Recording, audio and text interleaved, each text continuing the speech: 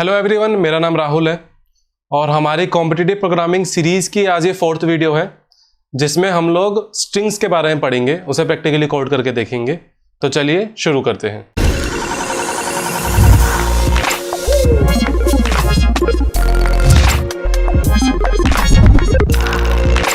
String class क्या होती है? स्ट्रिंग क्लास होता है हमारा alternative way of character array. हम इसमें कैर ए ऑफ 100 मतलब बहुत बड़ा एरे डिफाइन करने की जगह उससे हम एक सीधा स्ट्रिंग डिफाइन करके उसमें सारा एलिमेंट स्टोर करा सकते हैं। एग्जांपल के लिए यहाँ पे हमारा एक एरे है, इसका नाम ए है। ये हमारा ट्रेडिशनल फॉर्मेट था कैर ए वाला, ठीक है। इसकी हमने कैरे बनाया। अब मैं क्या करूँगा, इसके सारे एलिमेंट्स रैप अप करके स्ट्रिंग ऑब्जेक्ट में स्टोर करा सकता हूँ। इसे मैं आपको और थोड़ा एक्सप्लेन करूँ डिटेल में, तो हम एक कैर ए ऑफ 100 हम यहाँ पे ले रहे हैं। हम इसकी जगह एक स्ट्रिंग डिफाइन कर सकते हैं, उसका एक नाम दे सकते हैं, एक वेरिएबल दे सकते हैं स्ट्रिंग एस, और हम जो फंक्शनिंग हमारी कैरे ऑफ 100 करती थी वही हम स्ट्रिंग एस से भी कर सकते हैं। अब ये होता क्या ये हमारा होता है एक कंटेनर होता है, और ये डेटा स्ट्रक्चर नहीं है, इट्स अ कंटेनर जिसमें हम कैर के एरे के जो एलिमेंट्स होते हैं वो हम स्टोर करा सकते हैं, हम उसी फॉर्मेट में स्टोर करा सकते हैं। तो अब हम इसको प्रैक्टिकली कोड करके देखते हैं। हम स्ट्रिंग को प्रैक्टिकली कोड करके देखते हैं कि हम उसे कैसे कैसे यूज कर सकते हैं और उससे हमारे क्या क्या प्रीडिफाइंड फंक्शंस होते हैं, तो उन्हें उसके बारे में हम पढ़ेंगे आज। तो अभी मैं पहले हमारी सबसे मेन चीज हमारी फर्स्ट हेडर फाइल है वो मैं लगा देता हूं, स्ट्रिंग हेडर फाइल। ये हमने लगाई है सो दैट हमारे स्ट्रिंग के जितने भी प्री डिफाइंड फंक्शंस हैं उन्हें हम यूज कर सकते हैं इसके अंडर में। अभी हम सबसे पहले इसे इनिशियलाइज करना सीख लेते हैं और डिक्लेयर करना सीख लेते हैं कि स्ट्रिंग को कैसे इनिशियलाइज एंड डिक्लेरेशन उसकी कैसे होती है। तो हमारा एक है स्ट्रिंग एस नॉट, एक मैं यहां ले रहा हूं स्ट्रिंग S1, और यहां पे हम इसकी वैल्यू इस तरह दे सकते हैं। उसके बाद एक स्ट्रिंग S2, इसको हम इस तरह वैल्यू दे सकते हैं। फिर हम एक स्ट्रिंग S3 लेंगे और उसमें S2 की वैल्यू हम कॉपी भी कर सकते हैं। स्ट्रिंग S4 में हमने S3 की वैल्यू इनिशियलाइज करी है। फिर हमारा जो ट्रेडिशनल फॉर्मेट था कैर ए वाला, हम वो भी ले लेते हैं। मैं इसको वैल्यू दे देता हूं।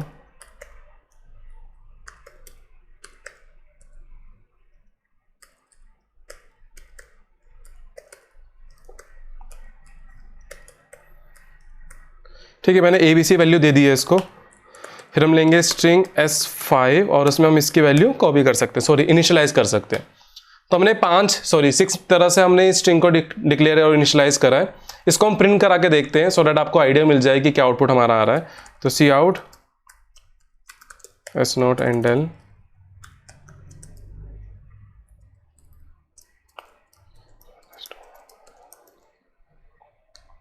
S1 S2 S3 S4 S5। ठीक है, इसका आउटपुट चेक करते हैं। ओके एरर है हमारा, यहाँ पे कॉमा आएगा और कोई बस।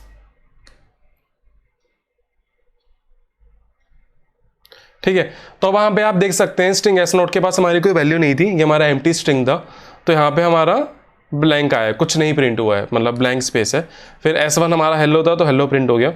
S2 हमारा हेलो वर्ड था तो हेलो वर्ड प्रिंट हुआ है। S3 में हमने S2 की वैल्यू कॉपी करी थी तो वो भी हमारा हेलो वर्ड था तो वो भी हेलो वर्ड आया है। S4 भी हमारा हेलो वर्ड आया है और S5 हमारा ABC आया, मतलब कैर ए हमारा पूरा कॉपी हो गया था। ठीक है, तो ये हमारा था कितने तरह से आप स्ट्रिंग डिक्लेयर या इनिशियलाइज कर सकते हो। अब आगे हम इसके कुछ ना प्री डिफाइंड फंक्शंस के बारे में पढ़ेंगे। तो जो हमारा फर्स्ट फंक्शन है वो है हमारा एम्प्टी फंक्शन। मैं इसको इरेज कर देता हूं। ठीक है, हमारा एम्प्टी फंक्शन ये हम कब यूज करेंगे? अब जैसे आपको पता है कि एस नोट अभी आपका खाली है, उसमें कोई एलिमेंट कुछ हमने स्टोर नहीं कराया, लेकिन फिर भी अगर आपको चेक करना हो तो आप एम्प्टी फंक्शन से चेक कर सकते हो। कैसे कर सकते हो वो हम करके देखेंगे। मैं लिखूंगा if s not dot empty C out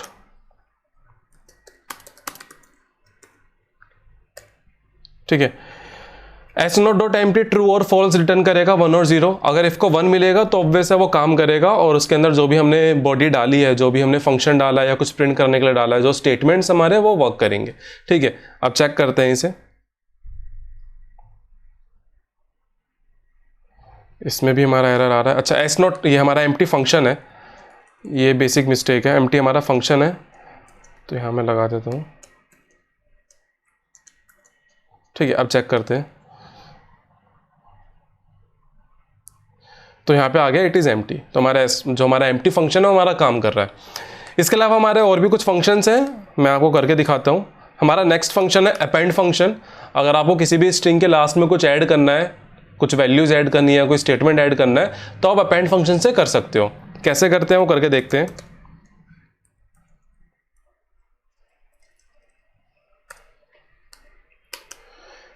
ठीक है, मैं एस नोट, आपको पता है कि वो एम्प्टी था, तो मैं एस नोट में इसे कुछ अपेंड करके देखता हूँ। हम लेंगे S note dot append I love C++।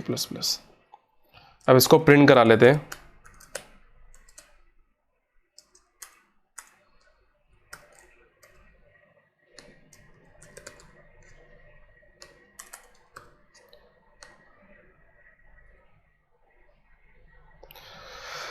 हमारे यहाँ पे आई लव C++ प्रिंट हो गया। ठीक है, अब आपको आई लव C++ के लास्ट में भी कुछ अगर आपको ऐड कराना तो कैसे कराएंगे? तो मैं यहाँ लिखूंगा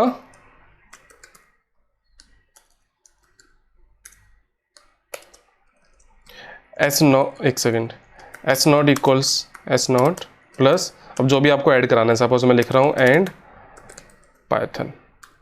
फिर इसे प्रिंट करा के देख लेते हैं।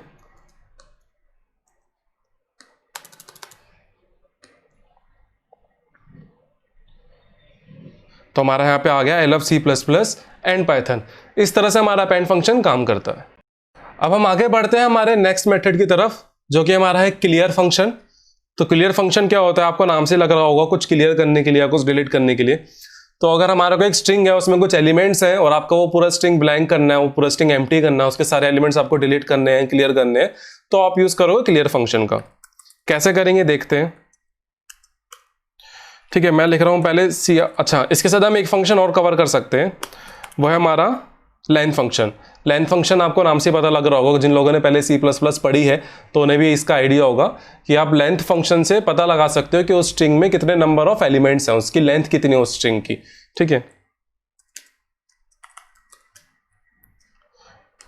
तो अभी हमने एस नोट, हमने ऊपर उसे स्टेटमेंट दे रखा I love C++ and Python, तो हम पहले उसकी लेंथ प्रिंट करा लेते हैं। एस नोट डॉट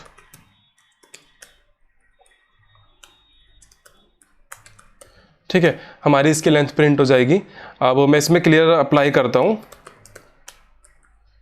ठीक है, क्लियर अप्लाई करने के बाद फिर मैं इसकी लेंथ प्रिंट करा रहा हूं। इससे आपको पता लग जाएगा कि हमारे पहले कितने एलिमेंट्स थे उसमें, और जब हमने क्लियर लगा दिया तो उसके बाद कितने एलिमेंट हैं। ठीक है, अब देखते हैं। अब यहाँ पे हमारा 21 आ गया है, हमारी लेंथ एस नोट की 21 आई है, इसने एलिमेंट्स काउंट करे हैं। ठीक है, उसके बाद जब मैंने क्लियर अप्लाई कर दिया है तो हमारी लेंथ यहाँ पे 0 हो गई है। इसका मतलब हमारे सारे एलिमेंट्स उसके डिलीट हो गए। तो इस तरह से हमारा लेंथ फंक्शन काम करता है। ठीक है, अब हम आगे बढ़ते हैं। हमने अपेंड कर लिया, क्लियर कर लिया, लेंथ कर लिया।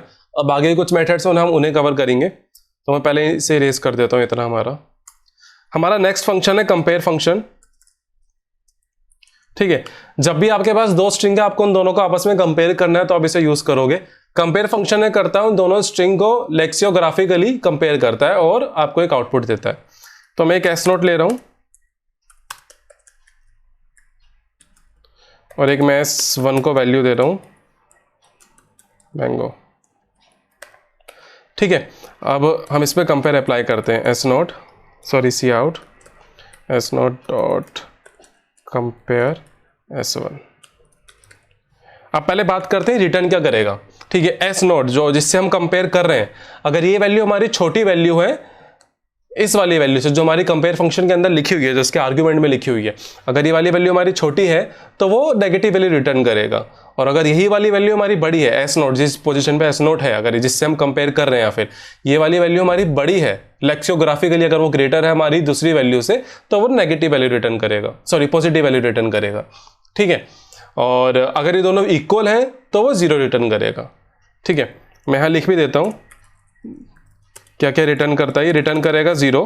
कब रिटर्न करेगा? अगर हमारी दोनों वैल्यू इक्वल्स है, ये वाली भी और ये वाली भी अगर हमारी इक्वल है तो वो 0 रिटर्न करेगा। वो पॉजिटिव वैल्यू कब रिटर्न करेगा? जब हमारा जिससे हम कंपेयर कर रहे हैं, जिससे कंपेयर कर रहे हैं वो हमारा ग्रेटर होगा, मतलब जहाँ पे एस नोट लिखा हुआ है यहाँ पे ग्रेटर वैल्यू स्ट्रिंग लिखी होगी तो हमारा पॉजिटिव रिटर्न करेगा। और अगर वहाँ पे हमारा स्मॉलर वैल्यू लिखी हुई है स्ट्रिंग की इस वाले एलिमेंट के मुकाबले तो वो हमारा नेगेटिव रिटर्न करेगा। ठीक है, इसको रन करके देख लेते हैं। तो अभी इसने -12 रिटर्न करा है क्योंकि ये हमारी छोटी है, एप्पल हमारा मैंगो से छोटा है, लेक्सियोग्राफी के लिए वो छोटा है तो उसने -12 रिटर्न करा है। अगर मैं यहाँ पे S1 लिख देता हूँ तो ये 0 रिटर्न करेगा क्योंकि दोनों बराबर है। ठीक है, ये 0 आ गया, दोनों इक्वल है इसलिए उसने 0 रिटर्न कर दिया। अब अगर मैं यहाँ पे S नोट करता हूँ तो हमारा S1 बड़ा हो जाएगा S नोट से, S1 हमारा बड़ा है, वो मैंगो है, M है, लिखिए लेक्सियोग्राफी वो उससे बड़ा हो जाएगा स्ट्रिंग से। तो अभी हमारा पॉजिटिव वैल्यू रिटर्न करेगा, +12 रिटर्न करेगा। ठीक है, +12 आ गया। तो ये था हमारा कंपेयर फंक्शन। इसमें हम आगे और भी कुछ कर सकते हैं। हम इसमें एक फाइंड सम स्ट्रिंग होता है,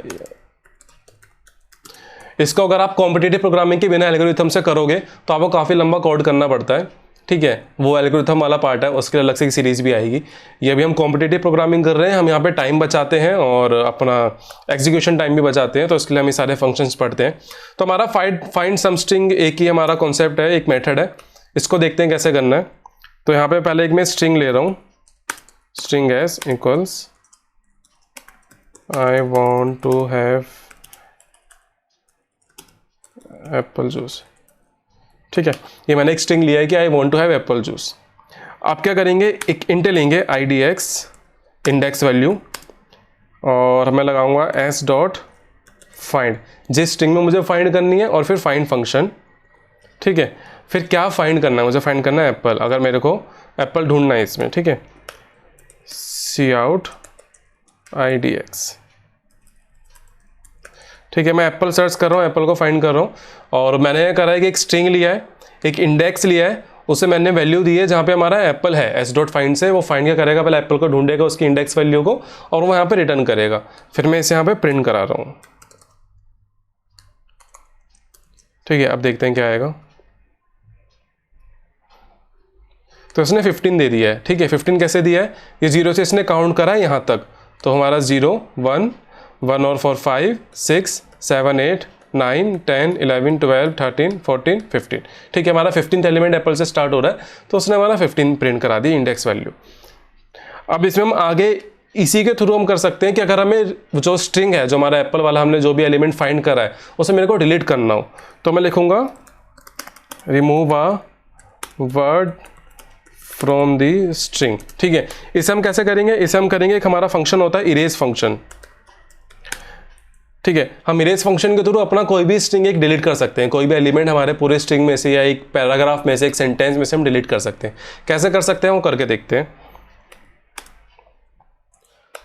मेरे को ना पहले इस स्ट्रिंग की लेंथ चाहिए होगी तो मैं लेंथ प्रिंट करा लेता हूँ, लेंथ इक्वल्स, एक काम करते हैं पहले वो वर्ड ले लेते हैं जो हमें डिलीट करना है, तो मैं लूँगा स्ट्रिंग w इक्वल्स एप्पल, मुझे एप्पल डिलीट करना है। ठीक है, अब मेरे को क्या करना है कि हमें जो भी एलिमेंट डिलीट करना है उसकी मेरे को लेंथ पता होनी चाहिए, तो मैं इसकी पहले लेंथ निकालूंगा।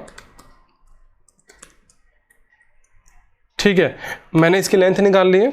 मैं एक बार पूरा स्ट्रिंग हमारा आपको प्रिंट करा के दिखा देता हूँ यहाँ पे।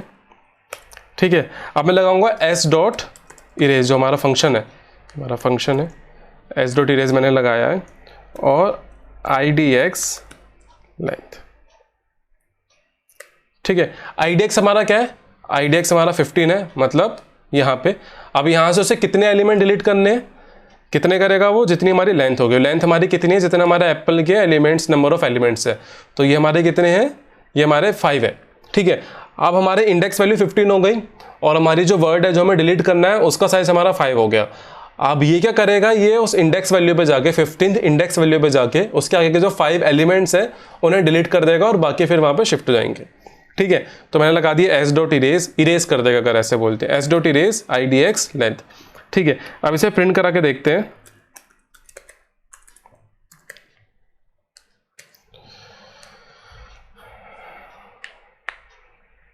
अच्छा, इसमें एरर आ रहा है, एस डॉट इरेज, ओ इरेज की स्पेलिंग गलत है।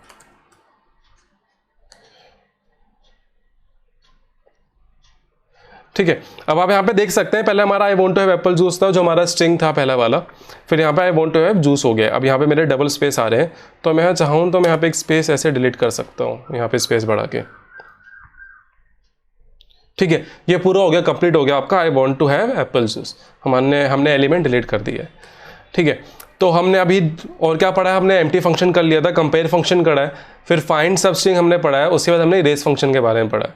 ठीक है, अब हम लास्ट मैं आपको एक चीज़ बताता हूँ कि अगर आपको एक स्ट्रिंग आपके पास है और आपको उसके ऊपर आइटरेट करना हो, उसके एलिमेंट्स के ऊपर आइटरेट करना हो, तो हम कैसे करेंगे। ये हमारा आज का लास्ट टॉपिक है, आइटरेट ओवर स्ट्रिंग या iterate over all the characters of the string. ठीक है, तो मैं एक लूप चलाऊंगा इसमें, फॉर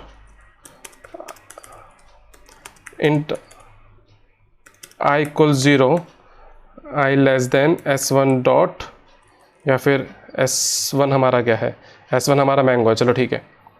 ठीक है, s1 डॉट लेंथ कि हमें कहाँ तक चलाना है, एक लूप हो गया, और फिर i प्लस प्लस, और फिर हम सी आउट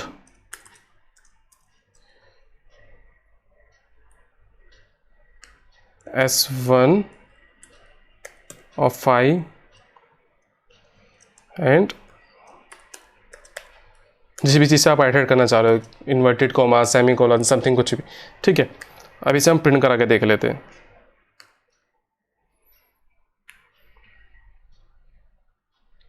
यहाँ पे आप देख सकते हैं हमारा मैंगो पूरा आइटरेट होकर आ गया है, एम फिर आइटरेट हुआ है, फिर ए फिर आइटरेट हुआ है, ऐसे करके हमारा पूरा आइटरेट होकर आ गया है। तो ये थे हमारा आज के कुछ स्ट्रिंग्स के कॉन्सेप्ट, उसके कुछ फंक्शन, उसके कुछ मेथड्स। हमने क्या क्या करा आज, हमने पहले स्ट्रिंग को डिक्लेयर और इनिशियलाइज करना सीखा है, फिर हमने उसमें एम्प्टी फंक्शन पढ़ा है, फिर हमने एम्प्टी फंक्शन के बाद हमने अपेंड फंक्शन करा है, उसके बाद हमने एक क्लियर फंक्शन करा, फिर हमने कंपेयर मेथड यूज़ करा, फिर हमने फाइंड मेथड यूज़ करा अगर हमने सब स्ट्रिंग हमें फाइंड करनी है। उसके बाद हमने इरेज भी पढ़ा है कि अगर आपके पास एक स्ट्रिंग है, उसमें से आपको कोई एक एलिमेंट या कोई एक एरे कह रहा हूँ, कोई एक एलिमेंट या फिर कोई एक पूरा वर्ड आपको डिलीट करना है, तो आप कैसे कर सकते हैं। ठीक है, और फिर आपने स्ट्रिंग को लास्ट में आइटरेट कैसे कर सकते हैं वो भी आपने पढ़ लिया है। तो आज की वीडियो के लिए इतना ही।